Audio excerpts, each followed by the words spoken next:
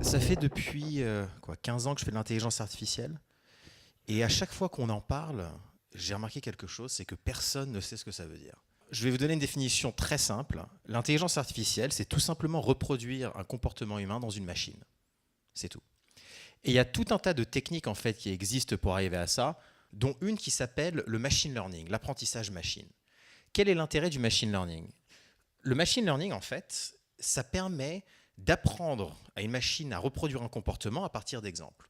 Donc là où avant il fallait qu'un humain comprenne ce qui se passe et s'asseye devant la machine pour la programmer, aujourd'hui on a juste besoin de récolter des exemples, de la data, et de la donner à la machine pour qu'elle apprenne à reproduire ce comportement à partir de ces exemples. C'est un peu comme les livres pour enfants, vous savez que les images d'animaux, vous montrez 4 fois à votre enfant une image de cheval en disant c'est un cheval, au bout d'un moment il a appris comment reconnaître des chevaux. C'est pareil avec la machine, vous lui montrez 100 fois une image de chat en disant que c'est un chat, et la machine reconnaît ce que c'est qu'un chat.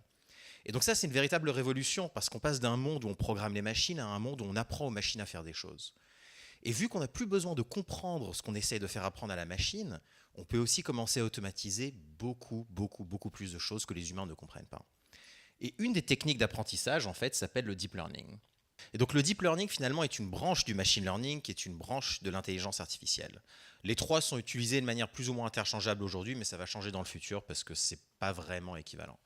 Et le deep learning, c'est utilisé dans beaucoup de choses. C'est utilisé par exemple dans les voitures autonomes, c'est utilisé dans l'imagerie médicale, donc ça marche vachement bien en fait. Tout ce qui touche à analyser des images aujourd'hui, ça marche très bien avec l'intelligence artificielle. On s'en sert aussi pour tout ce qui est assistants vocaux. Qui en a un ici? Vous savez ce que c'est ça? Alexa. Ou qui a un Google Home ou un truc équivalent? Bon, ok. Alors un bon conseil, mais ça c'est hors sujet, arrêtez de vous en servir. Qui a entendu parler de ça? Vous avez vu le documentaire? Franchement, il était vachement bien. Il a rendu mon job super cool. Juste pour info, en fait, j'étais chercheur en intelligence artificielle avant d'être entrepreneur. Donc, toutes ces technologies-là, ça fait très longtemps qu'elles existent. C'est juste qu'elles n'étaient pas très à la mode. À l'époque où Google a battu le champion du monde au jeu de Go, ils ont utilisé en fait 2 réseaux de neurones, un qui jouait le côté noir, un qui jouait le côté blanc. Et pour entraîner le réseau neurone et lui apprendre à jouer au jeu de Go, ils les ont fait s'affronter en se donnant du feedback après chaque coup. Donc la première intelligence artificielle jouait contre la deuxième lui donnait du feedback en disant moi je pensais que ce coup était bien ou pas bien, et par renforcement mutuel, au bout de millions et de millions et de millions de parties, elles ont appris à jouer mieux que les humains. Et donc à l'époque, l'intelligence artificielle de Google a battu le champion du monde 4 parties sur 5. Alors là c'était un peu rassurant parce que tout le monde s'est dit taux de survie d'un humain contre une IA c'est 20%, c'est pas ce qu'on nous a dit non plus, on va s'en sortir. Sauf qu'entre-temps, la même intelligence artificielle a continué de s'entraîner, elle a continué de s'entraîner, elle a continué de s'entraîner. Aujourd'hui, plus aucun humain ne bat cette IA à aucune partie au jeu de Go. Mais ça va encore plus loin. Il y a une nouvelle IA qui bat l'IA qui bat tous les humains à toutes les parties. Alors là, moi je me rappelle quand ça s'est sorti, mon père il m'a appelé, il m'a dit t'as vu, ça y est, c'est la fin, ça nous échappe, Elon Musk avait raison. Je dis non, c'est pas exactement ce qui s'est passé. Il faut pas s'inquiéter parce qu'en fait la réalité c'est que toute cette intelligence, aussi impressionnante qu'elle soit, reste ce qu'on appelle de l'intelligence artificielle faible. C'est-à-dire que la machine apprend à effectuer une tâche, mais ne sait rien faire d'autre que la tâche qu'elle vient d'apprendre. Elle est véritablement finalement juste une meilleure machine de calcul. Et donc naturellement, aujourd'hui, tout le monde s'attelle à travailler sur ce qu'on appelle l'intelligence artificielle générale ou forte, qui consisterait finalement à recréer toute la logique et le raisonnement humain dans une machine. C'est-à-dire d'avoir des machines pas seulement qui apprennent à reproduire des comportements, mais qui sont capables en fait d'avoir de la déduction, de l'intuition. Et ça, c'est très intéressant parce que ça permet d'avoir potentiellement des ordinateurs avec des quotients intellectuels de 15 trillions. Sauf qu'en fait, en réalité, les humains, c'est pas tout à fait ça. Il y a quelque chose d'autre qui s'appelle l'intelligence émotionnelle. Et ce qu'on voit dans les films, c'est justement la combinaison de l'intelligence logique et de l'intelligence émotionnelle. Vous n'êtes pas des ordinateurs, vous êtes des ordinateurs avec en plus de ça des émotions. Et donc il y a un troisième type d'intelligence artificielle qu'on appellerait l'intelligence humaine artificielle, qui serait véritablement l'intelligence artificielle forte avec de l'intelligence émotionnelle artificielle. Et l'intelligence émotionnelle, il faut comprendre pourquoi c'est important. C'est important parce que ça permet de résoudre des paradoxes. Donc ça, c'est un exemple de paradoxe mathématique pour une intelligence artificielle. C'est un piège à voiture autonome. C'est élégant, hein? C'est très simple. Vous tracez un cercle pointillé au milieu avec à l'intérieur un cercle blanc. La voiture autonome qui a appris à conduire sur des millions et des millions d'heures de conduite, qui n'a aucun accident, qui est le meilleur conducteur de la planète, de l'extérieur, voit que ses pointillés est blanc, donc elle avance. Et une fois qu'elle est dans le cercle, ça devient blanc et à l'extérieur pointillé, et ça c'est interdit. Elle est bloquée. Elle a beau avoir toute l'intelligence de la planète, elle a beau avoir un QI de 1 milliard, elle ne pourra jamais trouver une solution à ce problème-là parce qu'il n'y a pas de solution logique. Comment est-ce que vous résolvez ce problème en tant qu'humain? Imaginez, vous voyez ça sur le sol pendant que vous êtes en train de conduire. Bah, vous rigolez, quoi. Oui. Vous regardez les trucs, vous dites c'est une vaste blague, et vous passez votre chemin. Mais en fait, ce que vous avez fait à ce moment-là, c'est que vous avez triché. En réalité, vous pourriez prendre une amende pour avoir fait ça. Parce que si on suivait le code de la route au sens strict, c'est interdit de traverser ce cercle une fois qu'on est à l'intérieur. Mais vous avez utilisé votre intelligence émotionnelle pour interpréter ce qui était finalement du bon sens d'un point de vue humain. Ça n'a aucun sens que quelqu'un fasse ça sur le sol, donc je me permets de tricher. Le seul problème, c'est qu'une machine n'est pas capable de faire ça. Et donc la seule façon pour une machine de sortir de ce piège, c'est ou bien de lui avoir dit explicitement que c'est un piège, ou bien de lui donner la faculté de tricher. Et on sait très bien que ça, c'est pas forcément ce qu'on veut. Donc tant qu'on aura de l'intelligence émotionnelle et que les machines n'en auront pas, on sera toujours capable de créer des paradoxes mathématiques pour les piéger. C'est ça qu'il faut garder en tête. Donc pourquoi est-ce qu'on ne peut pas avoir d'intelligence émotionnelle artificielle? Déjà, il ne faut pas oublier qu'en tant qu'humain, on a quand même ce qu'on appelle de la conscience. Et donc il faudrait déjà reproduire de la conscience artificielle. Et je sais que beaucoup de gens se posent la question de ce que c'est que la conscience artificielle. Moi, en tant que scientifique, je pense que quand on n'arrive même pas à poser le problème correctement, c'est un petit peu compliqué d'arriver à trouver une solution. La deuxième chose, c'est que les émotions, il ne suffit pas de les reconnaître et de faire semblant d'en avoir, il faut aussi véritablement les ressentir. Donc les humains qui ne ressentent pas d'émotions sont incapables de prendre des décisions au quotidien. C'est-à-dire qu'ils sont capables d'avoir un raisonnement logique, mais si on leur demande est-ce que tu veux du bœuf ou du poulet pour le déjeuner, impossible de choisir. C'est un petit peu, vous savez, le soir, quand vous rentrez à la maison après une longue journée et que vous voulez regarder un film sur Netflix et vous n'arrivez pas à choisir, vous passez des heures comme ça juste à zapper, ben ça en fait, ça s'appelle la fatigue décisionnelle. Et la fatigue décisionnelle, c'est littéralement une incapacité émotionnelle à prendre une décision. Et donc une machine qui n'a pas d'émotion est globalement bloquée dans cette incapacité émotionnelle et ne peut que prendre des décisions quand il y a un algorithme, une logique mathématique pour arriver à la conclusion. Et il ne suffit pas en fait juste de détecter les émotions. Je veux dire, si quelqu'un me sourit, je peux très bien en fait me dire quand on me sourit, je dois sourire en retour parce que c'est la bonne chose à faire. Ça ne veut pas forcément dire que je suis content. Autre chose, on n'est pas non plus juste un cerveau dans du formol, on est quand même dans un corps, donc notre perception du monde a un impact aussi sur notre intelligence.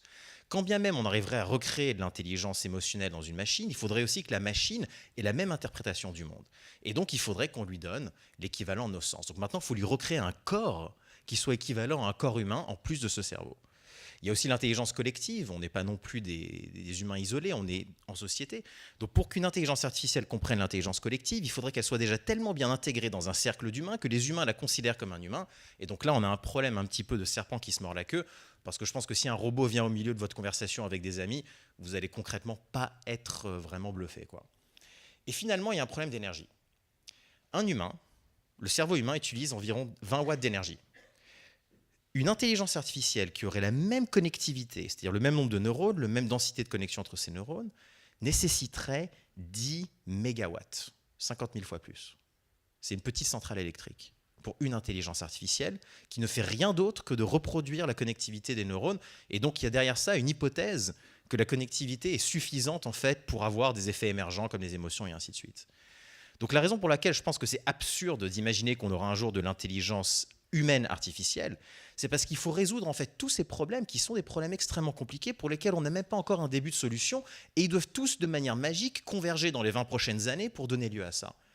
Sauf qu'en fait, quand on y pense, recréer un corps artificiel, des émotions artificielles, une conscience artificielle, résoudre le problème de l'énergie, créer de l'intelligence collective. Bon, déjà, si vous avez résolu n'importe lequel de ces problèmes, vous avez un super business, mais en fait, en réalité, ça revient à faire un gamin. Enfin, soyons honnêtes, quoi. Un gamin, c'est exactement tout ça. Hein ? Un gamin, c'est exactement tout ça. C'est tout ce que je viens de décrire, à qui on apprend des choses. Et en plus, c'est plus sympa à faire. Hein ? Bref. Donc, vous avez compris, c'est absolument absurde. Et je pense qu'aujourd'hui, dans la science, on s'accorde à dire que l'intelligence logique artificielle avec un QI de 15 trillions, c'est parfaitement possible. L'intelligence émotionnelle artificielle, c'est impossible. Et donc, pour rapidement terminer, il ne faut pas oublier que dans l'histoire de la science, on a souvent cherché à réduire l'intelligence humaine à la théorie de l'époque. On a pensé que c'était une question de fluide. Ensuite, à l'époque de Descartes, il y avait toute la théorie que finalement, la mécanique permettait d'expliquer l'intelligence. Le meilleur exemple d'intelligence artificielle à l'époque était ce qu'on appelait le turc mécanique. Est-ce que vous connaissez l'histoire du turc mécanique? Le turc mécanique, c'était un automate, qui en gros est un robot avec une manivelle, qui était un automate qui jouait aux échecs. Et donc l'inventeur se baladait en Europe et jouait aux échecs contre les gens. Et franchement, la machine était vraiment pas mal, hein. Et les gens étaient bluffés. Et évidemment, tout le monde a cherché à savoir mais comment ça marche, quel est le mécanisme en fait derrière cette intelligence aux échecs. Et bien sûr, c'était quelque chose qu'on ne pouvait pas divulguer, c'était le secret de l'inventeur. Sauf qu'en réalité, ce qui se passait, c'est que dans le coffre où il y avait soi-disant le secret industriel de comment jouer aux échecs avec une machine, il y avait un humain. Et cet humain bougeait les pièces comme ça en fait. Et donc le terme de turc mécanique est resté pour parler d'une machine, enfin d'un humain qui se fait passer pour une machine pour essayer de bluffer la personne en face. C'était le meilleur exemple d'intelligence artificielle. Ensuite, on a eu toute l'époque de Tesla, l'électricité. Donc on s'est dit finalement des impulsions électriques, il y a ça un peu partout dans le corps, donc pourquoi ne pas expliquer ça comme ça? Puis il y a eu toute la théorie de l'information. Bien évidemment, en fait, c'est la communication d'informations qui se passe dans le cerveau, donc le télégraphe est une bonne abstraction théorique pour expliquer l'intelligence. Bien évidemment, ensuite, on a eu l'ordinateur. C'est une évidence que le cerveau, c'est input-output. Il y a quelque chose qui rentre, il y a quelque chose qui sort. Sauf que quand on a commencé à regarder, on n'a pas trouvé de disque dur, on n'a pas trouvé de processeur, on n'a rien trouvé de tout ça. On a trouvé une espèce de truc qu'on n'arrivait pas trop à expliquer. Et aujourd'hui, c'est le machine learning, l'intelligence artificielle. Ce n'est pas parce qu'on est capable de créer de l'intelligence logique qu'on va être capable de créer de l'intelligence artificielle. Il faut véritablement distinguer les deux. Donc tout ça pour dire que finalement, l'intelligence artificielle, ça va avoir un impact absolument énorme parce qu'on est potentiellement capable d'automatiser n'importe quelle tâche logique. Et c'est énorme quand on y réfléchit. Pensez à votre métier, coupez-le en différentes tâches et posez-vous la question combien de ces tâches requièrent de la logique ou requièrent de l'intelligence émotionnelle. Et globalement, vous saurez si jamais vous avez un problème dans le futur ou pas. Mais les humains auront toujours le monopole en fait des tâches émotionnelles. Et donc je pense que dans un futur, ce qui est véritablement intéressant, c'est de se poser la question de ce qu'un humain et une machine sont capables en fait de faire ensemble. Qu'on est capable de combiner l'intelligence artificielle logique avec son QI de 15 trillions, avec l'intelligence humaine émotionnelle et sa capacité d'horizontalité, de compréhension finalement de la subtilité de ce qui est important pour nous. Et la combinaison des deux, ça pour le coup, c'est pas de la science-fiction. Donc pourquoi je vous parle de ça? Je vous parle de ça parce qu'on m'a toujours expliqué que le futur ressemblait environ à ça. Alors ça, c'est une scène du 5e élément. C'est oppressant. La technologie a vraiment pris le dessus. Il y a du nudging publicitaire en permanence, du flicage tout le temps. Sauf qu'en fait, quand on demande aux gens, est-ce que ça, c'est un futur désirable? Qui veut habiter ici, franchement? Non, mais vous pouvez dire oui, hein, c'est pas grave, hein. Je ne juge pas. Hein. Non, bien sûr que personne ne dit ça. En fait, en réalité, quand on demande aux gens, quel est le moment où vous êtes le plus heureux? Tout le monde à peu près va répondre quelque chose comme ça. C'est ça que les gens veulent. C'est cette sensation d'être déconnecté, cette sensation d'être apaisé, de ne pas avoir le stress du quotidien, de ne pas avoir l'impression finalement d'être un rouage dans une énorme machine. Et c'est exactement ça que l'intelligence artificielle permet de faire. En automatisant et en se débarrassant de toutes les tâches machinales que les machines peuvent faire mieux que nous, on va permettre aux humains de se concentrer sur des choses beaucoup plus épanouissantes qui vont leur permettre d'utiliser leurs émotions. Et je pense que ça sera véritablement une révolution. Merci.